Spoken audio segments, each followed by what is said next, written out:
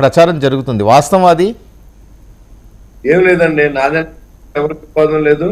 ఆయన కాన్స్టిట్యూన్సీలో ఆయన గెలుపు కోసం ఆయన ప్రయత్నం ఉన్నారు నాదెండ్ల మనోహర్ గారు, అంతే తప్ప అక్కడెక్కడ మనోహర్ గారికి అనేది ఎక్కడ నాకు తెలుసు మాత్రం లేదు. అలాంటి కనీసం ఆఫీసు అది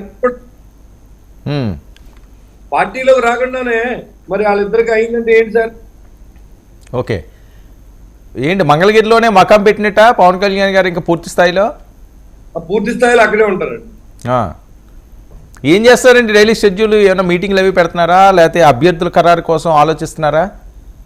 అభ్యర్థులు ఎంపిక జరుగుతూ ఉంది, అభ్యర్థులు స్థితిగతులు తెలుసుకుంటూ ఉన్నారు, గ్రౌండ్ లెవెల్ రిపోర్ట్ చూస్తూ ఉన్నారు. అన్నిటి మీద ఆధారపడి ఎక్కడైతే జనసేన పార్టీ నెగ్గుతూ ఆ సీట్లు మాత్రం అడుగుతారు. వాళ్ళు అనుమానం అన్ని ఇండియన్ ఇవ్వలేదు ఒప్పందం. ఎక్కడ మేము గెలుస్తామో అక్కడ తెలుగుదేశం పార్టీ తీరాలి, ఎక్కడ తెలుగుదేశం పార్టీ గెలుస్తుందో అక్కడ మేము ఒప్పుకుని తీరాలి. ఇది కండిషన్. అంటే రెండు పార్టీలు ఇక్కడ గెలుస్తాయి అనే సర్వే వస్తే రెండు పార్టీలు గెలుస్తాయనే సర్వే ఎవరండి? గెలిచింది ఒకళ్ళే గెలుస్తారు.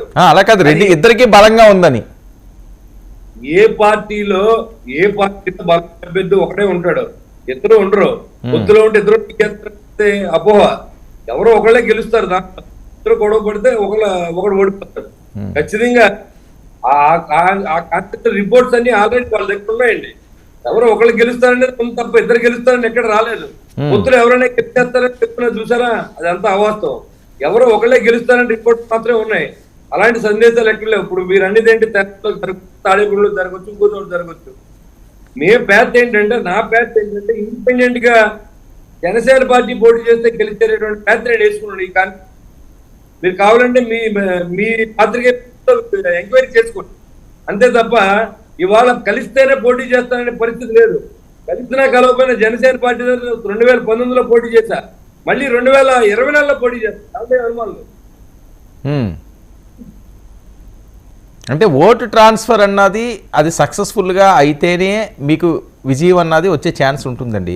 కానీ ఓట్ ట్రాన్స్ఫర్ ఎంతవరకు అవుతుంది? చాలా నియోజకవర్గాల్లో అసమ్మతులు పెరిగే అవకాశం ఉంటుంది సీట్లు వచ్చిన తర్వాత. ఎందుకంటే 4.5 సంవత్సరాలుగా మీరు మీ తాడేపల్లిగూడెంలో మీరు సర్వీస్ చేయొచ్చు, కానీ అన్ని నియోజకవర్గాల్లో అంత స్ట్రాంగ్గా 4.5 సంవత్సరాలు ప్రతిపక్షంలో ఉన్న ఇబ్బందులు పడి ఏమైనా ప్రోగ్రాంలు చేసో యాక్టివ్గా ఉన్న నాయకులు జనసేనలో ఎంతమంది ఉన్నారు? ఈరోజు వాళ్ళకి పొత్తులో భాగంగా సీట్లు ఇస్తే ఈ 4 సంవత్సరాలు మేము నియోజకవర్గాన్ని అంటిపెట్టుకుని ఉన్న వాళ్ళమి, కోట్ల రూపాయలు ఖర్చు పెట్టుకున్న వాళ్ళమి, మేమేం చేయాలి, ఇప్పుడు మా పరిస్థితి ఏంటి అని వ్యతిరేకత వస్తే తెలుగుదేశం నుంచి ఆ ఓటు ట్రాన్స్ఫర్ అన్నది జనసేనకి అవ్వదేమో అని కూడా చాలా మంది అనుమానం పడే అవకాశం ఉంది కాదా? ఇది ఒకటండి, ఇది అనివార్యం. అవి తీరాలి. రాష్ట్ర భవిష్యత్తు కోసం చేస్తారు. ప్రజల్లోనే ముందు ఇద్దరు కలిస్తే బాగుంటుందంటే ప్రపోజల్స్ వచ్చింది. ఇది వరం గారు మేము గమనిస్తే అర్థమైంది. ఎందుకంటే ఈ పరిపాలన భరించలేము, ఒకళ్ళైతే నెగ్గరో, ఓట్లు విడిపోతా ఉన్నాయి, కాబట్టి ఇద్దరు కలిసి పోటీ చేస్తే బాగుంటుందని చాలా న్యూట్రల్ పీపుల్ మాతో చెప్పడం జరిగింది. ఆ నిర్ణయం మేర కలిసి ఓటు ట్రాన్స్ఫర్ అనేది దీన్ని ఎవడు ఆపలేడు. ఒక నాయకుడు చెప్తే వీళ్ళు ఓట్లు వేయరనేది అసంభవం. ఇవాళ ఖచ్చితంగా రాష్ట్రం బాగుపడాలంటే, వైసీపీ ప్రభుత్వం గద్దె దింపాలంటే, రెండు పార్టీలు కలిసి పోటీ చేయాలంటే ఇక్కడ ఏక నిర్ణయం ఉమ్మడి నిర్ణయంగా ఉంటుంది. ప్రజల నిర్ణయం కూడా అదే. ఏ నాయకుడు ఆపలేడు. ఇవాళ నాయకుడు చేయబోతేమో కానీ ఎంతో కేటర్ అంతా ఆ పార్టీ చేసే పరిస్థితి కనబడుతుంది. కానీ మొత్తం ఎన్ని సీట్లు వచ్చే అవకాశం ఉంటుంది శ్రీనివాస్ గారు మీకు తెలిసిన అంశంలో? మేము ఎన్ని సీట్లు పోటీ చేస్తే అన్ని గెలిచే సీట్లు కాదు సార్. ఒకళ్ళు 20 అంటారు, ఒకళ్ళు 25 అంటారు, ఒకళ్ళు 30 అంటారు. అన్కౌంటబుల్.